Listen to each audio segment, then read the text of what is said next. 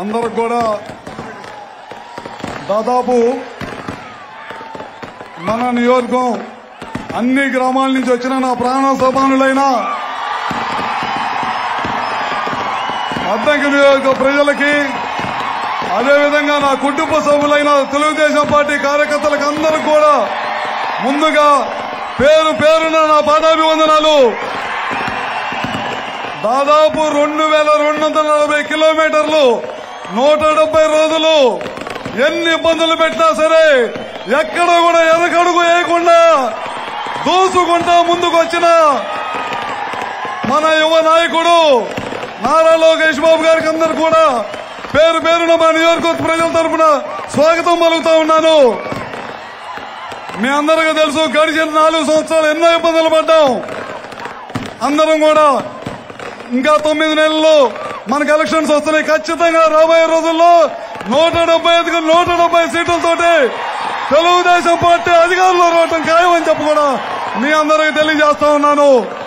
మీ అందరికీ తెలుసు, నేను ఇవాళ ఇక్కడ ఎమ్మెల్యేగా ఉన్నానంటే నేను తెలుగుదేశం పార్టీలో చేరిన తర్వాత మన నారా చంద్రబాబు నాయుడు గారు అట్లా లోకేష్ బాబు గారు ఇచ్చిన సహాయ సహకారాలతో అభివృద్ధితోటి నాకు ఇచ్చిన సహాయతలతో గెలిచానని చెప్పి కూడా మీ అందరికీ తెలియజేస్తా ఉన్నాను.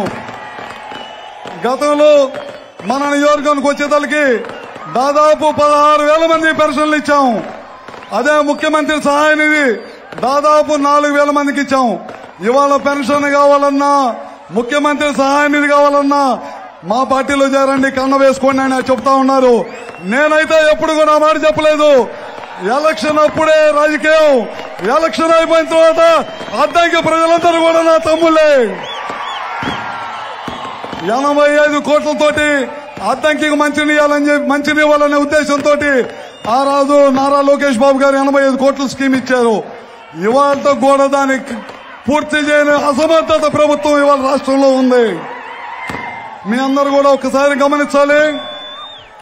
రాబోయే రోజుల్లో గతంలో ఏ విధంగా పనిచేశామో దానికి రెట్టింపు విధానంతో పనిచేస్తామని చెప్పి కూడా మీ అందరికీ సభాముఖం తెలియజేసుకుంటూ ఇవాళ చూస్తా ఉన్నారు, రాష్ట్రంలో పైన సైకో రాష్ట్రాన్ని దోషేస్తున్నాడు. ఇక్కడున్న సైకోలు సింగర్ కొండని, బియ్యాన్ని, దొరికిన వనరులన్నిటిని కూడా పంది కుక్కలు తిన్నట్టు తింటున్నారు.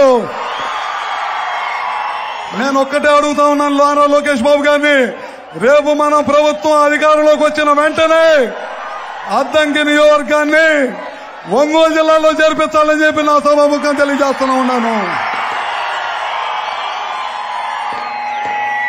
అదేవిధంగా అసంతృప్తిగా ఆగిపోయిన భవనాసి రిజర్వాయర్ని, అదేవిధంగా పోలిరెడ్డి రిజర్వాయర్ని, ఇవన్నిటిని కూడా ప్రతి ఇంటికి కూడా మంచినీళ్ళు ఇచ్చే కార్యక్రమాన్ని కూడా అన్నింటిని కూడా పూర్తి చేయాలని చెప్పి కోరుకుంటా ఉన్నాను. అదేవిధంగా మన పక్కనున్న గుల్లకమ్మ చూస్తా ఉన్నారు, 3 గేట్లు ఇరిగిపోయి సంవత్సరం అయింది. కనీసం గేట్లు పెట్టలేని వాళ్ళు ఈ రాష్ట్రాన్ని ఏ విధంగా బాగు చేస్తారని చెప్పి కూడా మీ అందరిని అడుగుతున్నాను. మా ప్రధాని గారు గొట్టిపాటి హనుమంతరావు ఒక మాట చెప్పారు, ఏది పోయినా పర్వాలేదు, మీ అభిమానాన్ని కోల్పోతే మాత్రం జీవితంలో సంపాదించడం అన్నారు. డబ్బులు పోతే మళ్లీ సంపాదించవచ్చు, అభిమానం పోతే మళ్లీ సంపాదించలే ఉన్నారు.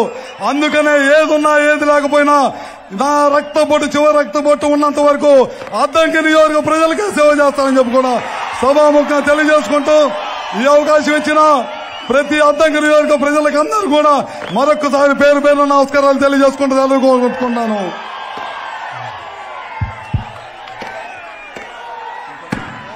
నారా లోకేష్ బాబు గారు మాట్లాడవలసిందిగా కోరుకుంటున్నాను.